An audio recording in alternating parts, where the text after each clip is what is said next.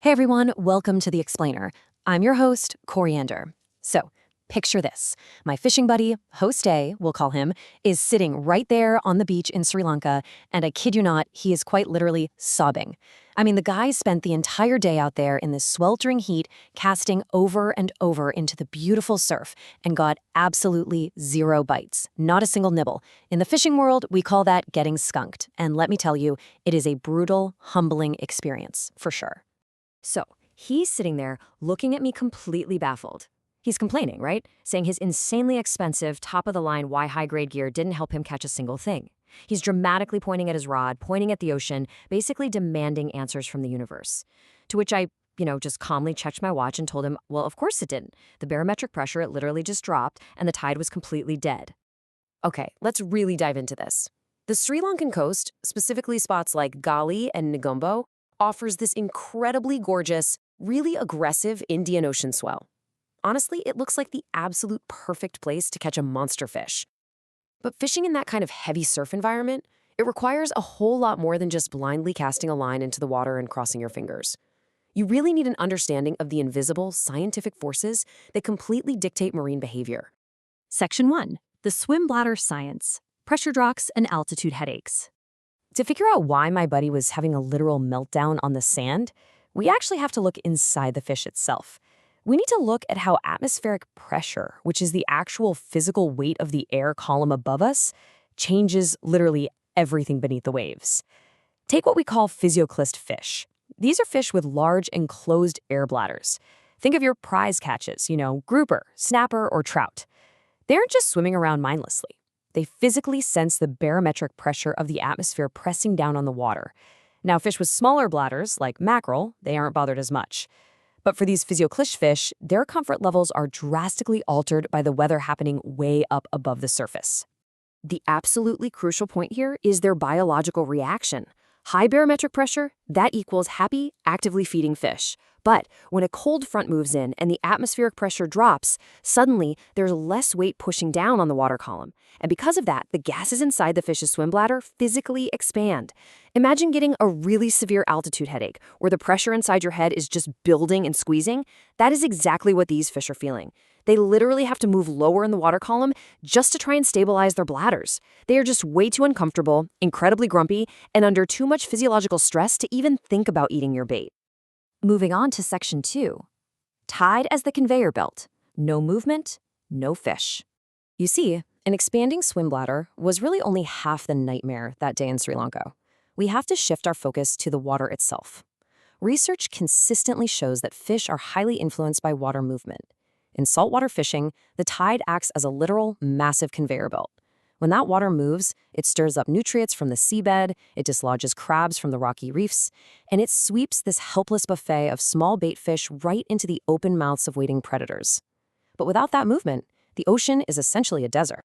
Think about it like this. The incoming tide, or the flood tide, pushes all those bait fish toward the shore, which naturally draws predators right into the shallows. Then, the outgoing tide, or ebb tide, flushes that bait right back out of the tidal creeks and channels, creating the perfect ambush point. But then, you have the slack tide. That's when the water is perfectly, eerily still, right between shifts. My buddy was casting his heart out during a slack tide, which is quite literally the one time the ocean's conveyor belt is completely unplugged. No movement means no feeding, period. All right, Section 3, gear versus the golden hour, timing over equipment. And that brings us to a pretty harsh reality check for my buddy. He looked at me just completely defeated and asked if his custom Y-high composite fiberglass rod, which, by the way, was specifically engineered and selected to prevent impact fractures in heavy surf, was completely useless. And I had to tell him, yeah, if the timing is wrong, it is completely useless. Even the absolute most advanced Y-high gear in the world cannot catch a fish that structurally refuses to open its mouth. But if you master the solunar theory, you are going to look like an absolute fishing god. Developed back in 1926 by John Alden Knight, the solunar theory is this scientifically backed concept that the combined gravitational pull of the sun and the moon completely dictate major animal movement and feeding periods. Whenever the moon is directly overhead or directly underfoot, that gravitational pull is at its strongest, and it triggers a massive feeding window. And you know what? The science absolutely backs this up. There's this fantastic peer-reviewed NOAA data examining commercial reef fish catch rates per 1,000 hooks tracked across a 29.5-day lunar cycle in the Gulf of Mexico, and it proves it entirely.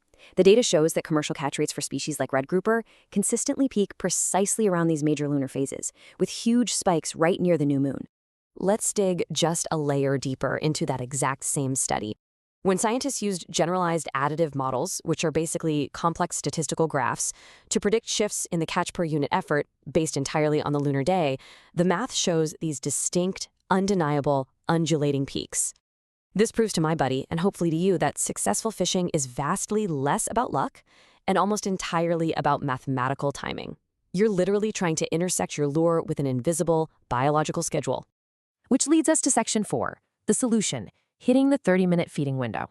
So how do we actually fix this?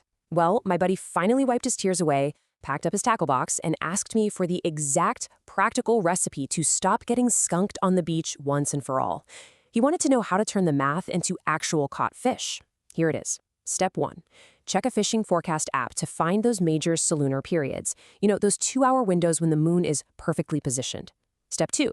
Cross-reference that with the tide chart to identify the 30-minute feeding window right at the peak of the high tide or right at the very start of the outgoing tide.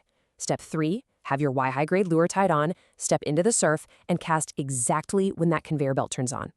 If you combine a rising barometric pressure, moving water, and the lunar golden hour, you practically guarantee explosive action. Because the truth is, nature operates on a really strict, absolutely uncompromising schedule. It really doesn't care how much your rod costs or how many miles you travel to get to the beach. So I'm going to leave you with this final, somewhat provocative thought. Are you just casting blindly into the ocean, hoping for a miracle, or are you actually fishing the clock? Definitely think about that before you head out on your next trip. Thanks so much for joining me on this explainer, and I'll see you next time.